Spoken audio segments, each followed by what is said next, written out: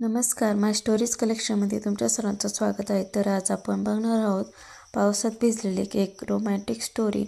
प्रेम, पाऊस, एकांत, ती एक झुळूक, पाठलाग.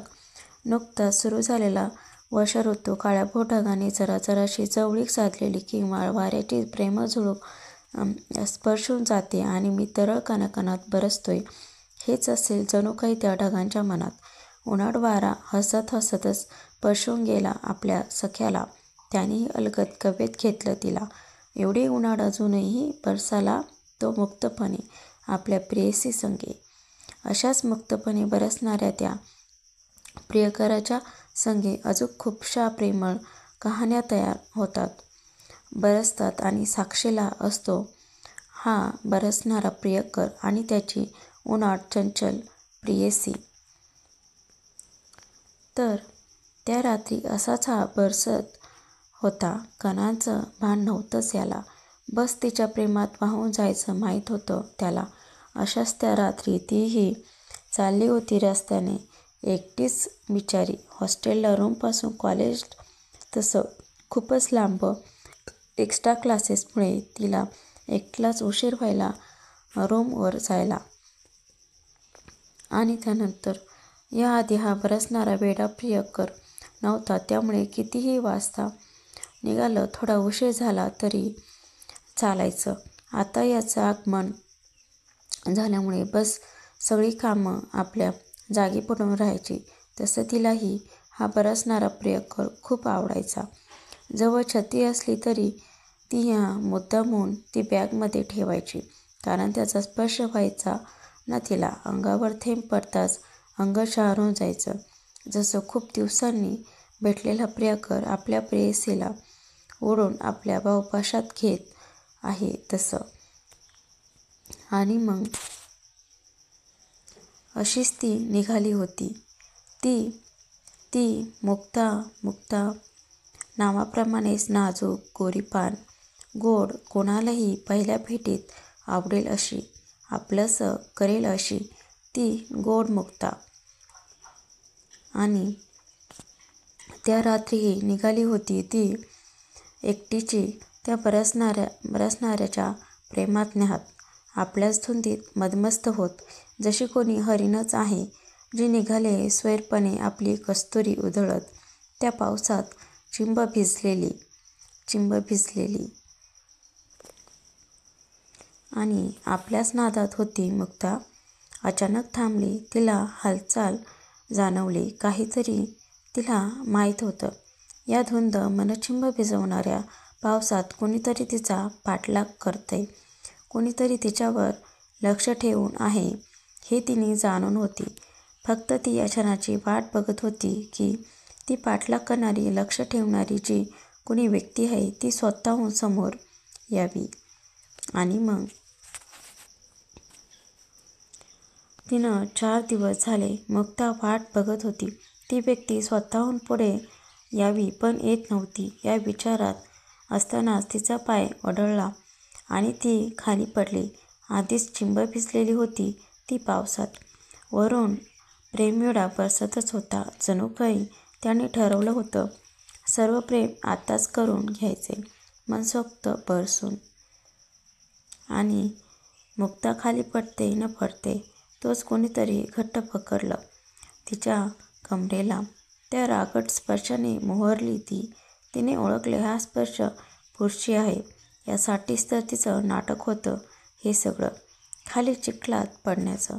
निदान अशी तरी व्यक्ती बाहेर येईल आणि कोण आहे ते कळेल. आणि मग त्याने तिला अलगद पकडून उभं केलं. त्याने हात अजून तिच्या कमरेभोवतीच होते. तिने आपला नाजूक चेहरा हळुवारपणे वरती करून पाहिलं की कोण आहे हा. आणि मग अरे, हा तर तोच आहे जो लायब्ररीत आपल्यासमोर बसलेला असतो. आपण जे पुस्तक घेऊ वाचायला त्यालाही तेच हवं असतं.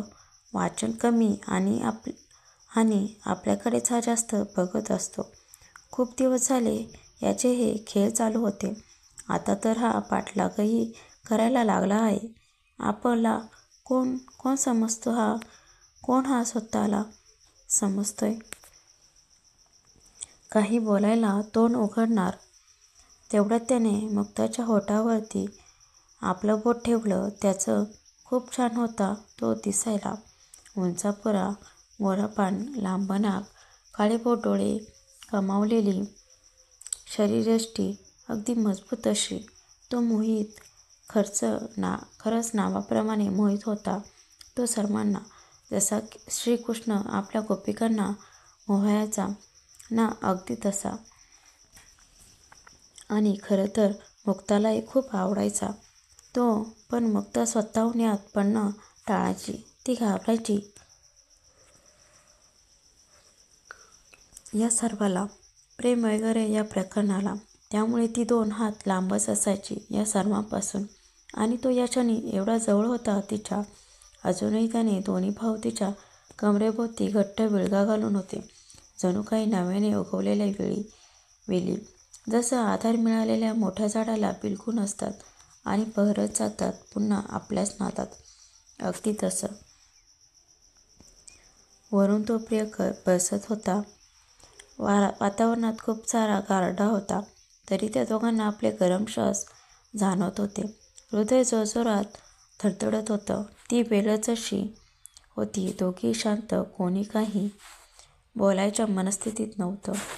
नीरव शांतता. बस तो वरून बरसणारा मेघराजा आणि या दोघांचे जलद गतीने चालणारे श्वासोच्छ्वास याचाच काही आवाज होत असेल तर.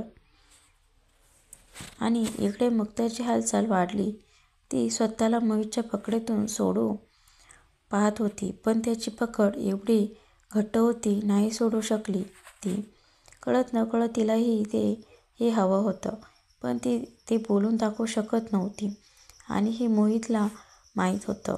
न जाणे कसं, पण तीही त्याच्या प्रेमात पडली होती.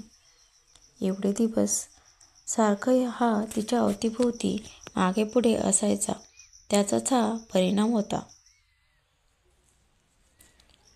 आणि तिच्या कमरेवरचे हात हळूहळू त्याने तिच्या खांद्यावर आणले आणि तिला अजून आपल्या जवळ ओढून घेतले. दोघांनाही हा स्पर्श नवा-नवाच होता. अंगावर रोमांच उभे राहिले. ती शहारली, लाजली, हळूच अलगद शिरली त्याच्या बाहुपाशात. ती ऐकू शकत होती त्याच्या हृदयाची धडधड. तिची अवस्था काही अशीच होती. आणि त्याने हळुवारपणे तिचा कोमल चेहरा वरती केला. नजर तिची लाजतच होती. अजून बघायलाही तयार नव्हती ती त्याच्याकडे. त्या बरसणाऱ्या वेड्या प्रियकराच्या पाण्याचे थेंब हलकेच चेहऱ्यावरून ओघळत होते तिच्या. त्यांना बघून हा अधिकच मोहित झाला. आणि हळूच बोलला, वरती बघ मुक्ता, नको लाजू. असं प्रेम नाही माझं जे तुला अर्ध्यावरती सोडून जाईन. पुनर्जन्माची साथ हवे मला तुझी. देशील ना मला तू साथ? होशील का तू माझा उनाड चंचल वारा? मग मीही बरसेन वेड्यासारखा तुझ्या प्रेमात. क्षणभर थांबली मुक्ता आणि मोहितकडे बघत हळूच मान हलवली. होकार दिला तिने मोहितला.